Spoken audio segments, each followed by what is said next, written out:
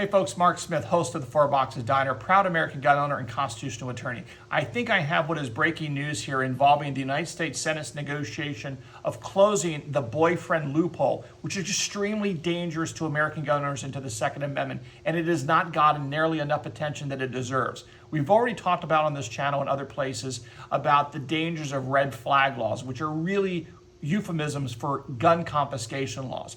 But there's another provision being negotiated by the United States Senate, which was tentatively agreed to in the framework, which is really just an agreement to agree by those 10 U.S. senators, 20 U.S. senators, but 10 Republicans, including, by the way, as I've said before, four Republicans who are retiring in several months. And somehow they've decided that they need to pass gun control legislation without having to face the wrath of voters going back to the districts. But I digress. I want to talk about the closing of the boyfriend loophole, which you probably are unfamiliar with. So I'm going to cut to the chase. Right now, under federal law, 18 U.S.C. 922G, there's a list of people that are prohibited people from possessing firearms. Many of those include the usual suspects like felons and illegal aliens and people that have been adjudicated mentally defective or civilly committed to a mental institution, for example. Now, one other provision of 922G that prohibits people is someone who's been convicted of a misdemeanor associated with domestic abuse. Now, domestic abuse is defined in the statute as arising from one of three relationships: a person that you're married to, which is a spouse; a person that you cohabitate with, which means you're living with the person; or a person with whom you have children. So those are very clear definitions of domestic relationships. You're married, you live with them, or you have a child with the person. That makes it a domestic relationship. And if there is a misdemeanor, violent-related conviction associated with that domestic relationship, then you lose your gun rights for life. Set aside the legitimacy of losing your gun rights for life for the conviction of any misdemeanor at all. That's for another day. But here is the danger. Danger, danger, danger. I cannot emphasize this enough. The danger is that the Senate negotiators have tentatively agreed to close the boyfriend loophole. Now, the boyfriend loophole is a euphemism. It is propaganda. It is a propaganda term by the anti-gunners. And what does it mean? Remember I just said that if you are guilty of a violent-related misdemeanor associated with the domestic relationships, you lose your gun rights for life? The anti-gunners are trying to broaden the definition of domestic relationship to basically include everybody you've ever been friendly with. Now, what the anti-gunners claim is that this involves the boyfriend, a girlfriend, or a dating partner. So what they want to say is that you've ever had any kind of a romantic or intimate relationship with anyone, and then there's some sort of violent misdemeanor conviction associated with that relationship in any respect, harassment, whatever, then you lose your gun rights for life, even if it's just a misdemeanor. Now, I think I figured out the language that they're negotiating over, and I'm putting it on the screen now, because I think the language that they're negotiating over as to how they define a dating partner, which if you are a dating partner with someone and you are convicted of a misdemeanor associated with some sort of connection with violence, as best I can tell, then you will lose your gun rights for life. But the problem is the definition of dating partner is incredibly ambiguous and vague and can be used by any anti-gun judge to take away your gun rights for life, and I think it's very dangerous. I'm going to put this on the screen, and then I will read it to you. The definition I think the United States Senate is going to use is something along the following lines, because it's already in federal law in a different context. Under federal law 18 U.S.C. 2266-10, there's a definition of quote-unquote dating partner. Well, a dating partner under federal law, the term dating partner refers to a person who has been in or is in a social relationship of a romantic or intimate nature with the abuser. Social relationship of a romantic or intimate nature with the abuser. Now, what the heck does romantic or intimate nature of a relationship mean? Well, according to the federal statute, and I think this is the basis they're using to take away your gun rights, and this is what I think will be in the statute: the length of the relationship, the type of the relationship, and the frequency of interaction between the persons involved in that relationship. Okay? That's what I think this is going to be. Now, this is a terrible definition for American gun owners because it is entirely subjective, very vague and ambiguous. Let me give you an example. And why the United States Senate is negotiating over language like this as opposed to saying, we're not going to try to define a boyfriend loophole. There is no such thing as a boyfriend loophole, but why would you broaden it out beyond that? Well, we know why the anti-gunners want to broaden this definition, because they want to expand the list of people that are prohibited persons under federal law from being able to possess firearms for life. They want to minimize the number of gun owners in America at all costs. Here is why I think this definition is terrible. I'm going to give you a list of reasons. The first is, what does it mean to date? Think about what it means to date. Is it one date? Have you gone out to lunch? Have you gone out to coffee? Have you gone out to dinner? How many times do you have to go out to lunch? How many times do you have to go out to dinner? How many times do you have to go out to coffee? And in what length of relationship? What if you have coffee once a year for the next 10 years? Is now a dating relationship? What if you just hang out together? What if you're dating your friend? Or maybe you're a friend with benefits? Who knows? Because remember, the statute that I think they're negotiating involves the word romance. It says romantic or intimate nature. Well, what the heck is romantic or intimate nature? So first of all, let's say I think I'm in a romantic relationship, but the other person does not.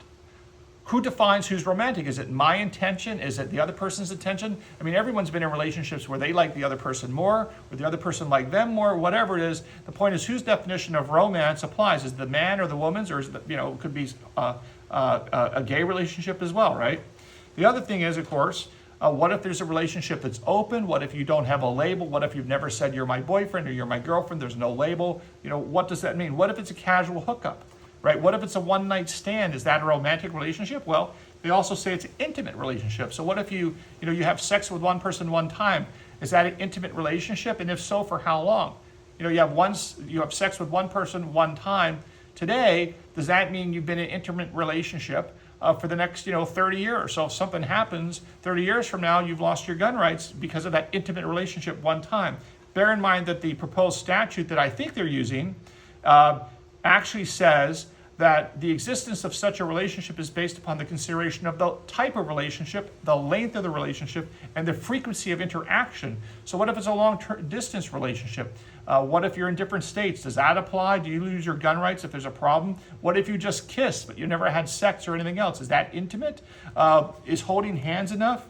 And again, what about high school students that spend all their time together but never actually have sex or even kiss or have any sort of romantic relationship, but they go to the prom together? Does that become a dating relationship that if something goes wrong in that, you lose your gun rights for life? And again, what about the length of the relationship? People, like I said, there's been movies where people meet up once a year for years and years and years. Is that an intimate relationship, a romantic relationship? Or if something goes wrong there and you're convicted of something in connection with that relationship, you lose your gun rights for life? Again, it seems to me that these kinds of questions are almost impossible to answer. And what the other thing is, if you look at this definition, that doesn't weight the three items. So you have the length of the relationship, the type of the relationship, and the frequency of interaction. What if you have a long relationship, but it's not a romantic relationship, and the frequency of interaction is intermittent? Does that apply? What if you have a short-term relationship, but it's very intense? Remember that movie with Richard Gere, what was that, 9.5 weeks, where it was a very short relationship, but it was very intense? Is that an intimate and romantic relationship where if something goes wrong there, you lose your gun rights for life if you're convicted of a misdemeanor in connection with that? Now, I want you to think about something else. This is very important because people are thinking, well, yeah, if you get into a fight or you beat somebody up, that's terrible. Yes, it is terrible. But the Supreme Court, and this is very important for you to understand, the Supreme Court in a case, the Voisin case, Voisine versus the United States, this is actually a very bad case for gun owners and no one talks about it. Because in the Voisin case, in this case, the question was this: if you have a domestic relationship and there is an act of violence or some sort of issue where the person is convicted of acting recklessly, there's three types of knowledge when you commit a crime. It's intentional, like I intend to kill you. There's knowing, which means, yeah, I know I'm carrying drugs, but I'm not intending to get caught, but I know I'm carrying drugs. And then there's recklessness, which is, you have negligence, which is like, oh, I screwed something up. I step on your toe by mistake. That's negligent. But then reckless is, let's say you're driving too fast. You're driving too fast. You hurt someone. You drive drunk. You're being reckless. You're not trying to hurt anybody driving drunk, but you're being reckless and you do it. So if you hurt someone, that's deemed recklessness. Why am I telling you this for the purposes of your gun rights? Because under the Supreme Court precedent, it specifically says in this case of Voisin versus the United States that if you are convicted of a crime involving domestic relations where the standard is you acted recklessly, you lose your gun rights for life. That's what that decision said, that a person who is convicted of something acting recklessly it involves violence and a domestic relationship, you lose your gun rights for life, even if it's a misdemeanor. Now, Clarence Thomas wrote a dissent in this case, and he said this is an absurd idea that someone can lose their gun rights for life by acting recklessly. And the example he gave was this.